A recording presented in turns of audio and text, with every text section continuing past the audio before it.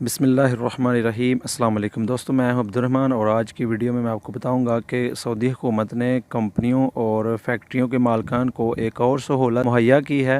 गैर मुल्की कारकुनान के लिए रिहाइश की सहूलत। वजारत बल्दियात व दही तरक्की की जानिब से निजी सेक्टर से ताल्लुक़ रखने वाले अदारों के कारकुनों को आर्जी बुनियादों पर मुनासिब रिहाइश फराहम करने की सहूलत फराहम कर दी गई है।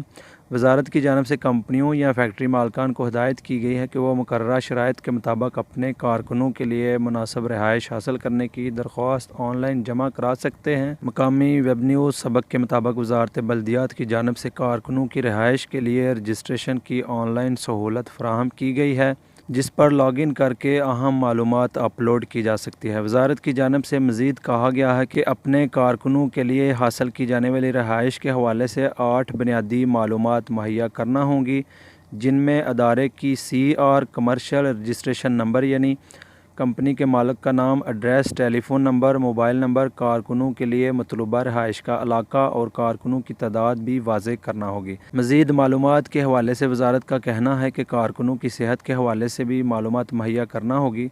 अगर कोई कारकुन बीमार या किसी को कोरोना वायरस लाहक है तो इसके बारे में तफसीली मालूमात अपलोड करना होगी। वजारत बल्दियात का कहना है कि निजी सेक्टर के लिए खसूसी तौर पर वेबसाइट लॉन्च की गई है ताकि वो अपने कारकुनों की रिहाइश के हवाले से मुनासिब जगह हासिल कर सके। याद रहे, वजारत हाउसिंग, बल्दियात और सेहत के ताउन से गैर मुल्की कारकुनों के लेबर कैंपों में कोरोना वायरस के हवाले से स्क्रीनिंग का अमल जारी है।